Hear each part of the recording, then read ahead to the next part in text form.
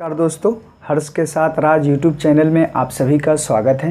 दोस्तों, UGC net public administration का यह मेरा नेक्स्ट लेक्चर है। दोस्तों, यूजीसी नेट पब्लिक एडमिनिस्ट्रेशन का जब आप सिलेबस देखेंगे तो उनमें जो यूनिट 8 है, 8 में स्पष्ट रूप से वर्णित है पब्लिक पॉलिसी, लोक नीति। तो इस पब्लिक पॉलिसी का अर्थ क्या होता है, इस लेक्चर में हम सिर्फ पब्लिक पॉलिसी का मीनिंग, अर्थ क्या होता है उनके बारे में जानेंगे। तो दोस्तों, प्रथम पॉइंट है लोक नीति में। लोक जो है, लोक नीति में ये लोक का अर्थ होता है सरकार से है। किससे संबंधित है? सरकार से है। अतः लोक नीति का जो तात्पर्य है सरकार द्वारा बनाई गई नीति से है।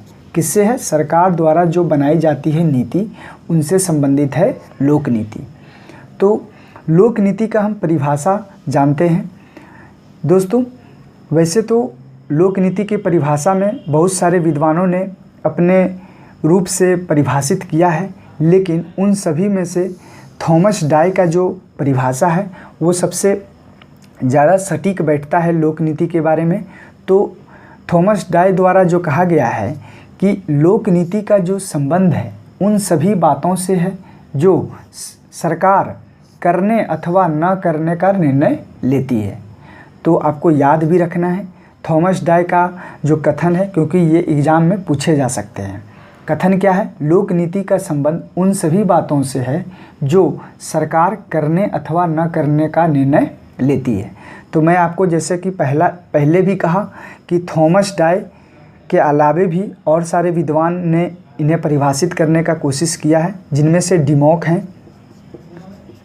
डिमॉक हैं, साथ में आप देखेंगे जॉन सी भी हैं। तो आपको नाम याद रखने हैं, डिमॉक, जॉन सी। लेकिन सबसे जो अच्छी परिभाषा लोक नीति के बारे में है थॉमस डाय के बारे में है। तो आगे देखते हैं, इस लोक नीति का परिभाषा मूल रूप से कहा जा सकता है कि वस्तुतः लोक नीतियाँ सरकारी निर्णय हैं जो वास्तव में कुछ लक्ष्यों एवं उद्देश्यों की पूर्ति के लिए सरकार द्वारा अपनाई गई गतिविधियों का परिणाम होती है। तो आपको स्पष्ट रूप से समझ में आ रहा होगा कि लोक नीति का जो मूल उद्देश्य है, मूल अर्थ जो है वो क्या हुआ? वस्तुतः लोक नीति सरकारी निर्णय से है।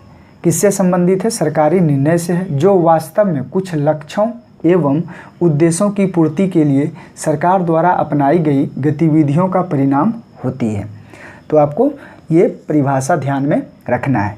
लेकिन कुछ लोक नीति के बारे में कुछ इम्पोर्टेंट फैक्ट्स हैं जो आपको याद रखने हैं, क्योंकि आपको एग्ज़ाम में स्पष्ट रूप से ऐसे पूछा जा सकता है, लोक नीति दे दिया जाएगा, विचार कीजिए और कुछ फैक्ट आपको दे दिए जाएंगे 4 पॉइंट में। तो आपको निर्णय लेना है कि कौन से कथन गलत हैं, कौन से कथन सही हैं। तो उनमें से जो प्रथम मैंने इम्पोर्टेंट फैक्ट इसमें राइट डाउन किया हुआ हूँ, निरंतर चलने वाली निर्णय निर्देश की पर्याय है। क्या चीज़? लोक नीति जो है निरंतर चलने वाली निर्णय निर्देश की पर्याय है। तो आपको याद रखना है। सेकंड जो इम्पोर्टेंट फैक्ट्स है कि प्रबंधकों की निर्णय सीमा की व्यवस्था करती है। क्या करती है लोक नीति? प्रबंधकों की निर्णय सीमा की व्यवस्था करती है। नेक्स्ट जो है उद्देश्यों, साध्य, आपको ध्यान में रखना है। साध्य मतलब क्या होता है? उद्देश्य। तो उद्देश्यों तक पहुंचने का मार्ग का जो है साधन बोलते हैं, साधन है। तो लोक नीति क्या हुआ? उद्देश्यों तक पहुंचने का मार्ग है।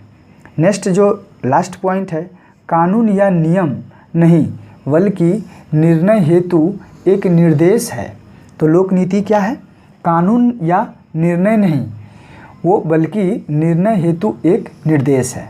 तो दोस्तों, इस लेक्चर में आपने जाना कि पब्लिक पॉलिसी क्या होती है और इनके अर्थ क्या है, मीनिंग क्या है, कौन से विद्वानों ने क्या परिभाषित किया है, जिनमें से सबसे सटीक जो परिभाषा है थॉमस डाय का है। तो आपको ये कथन भी याद रखना है।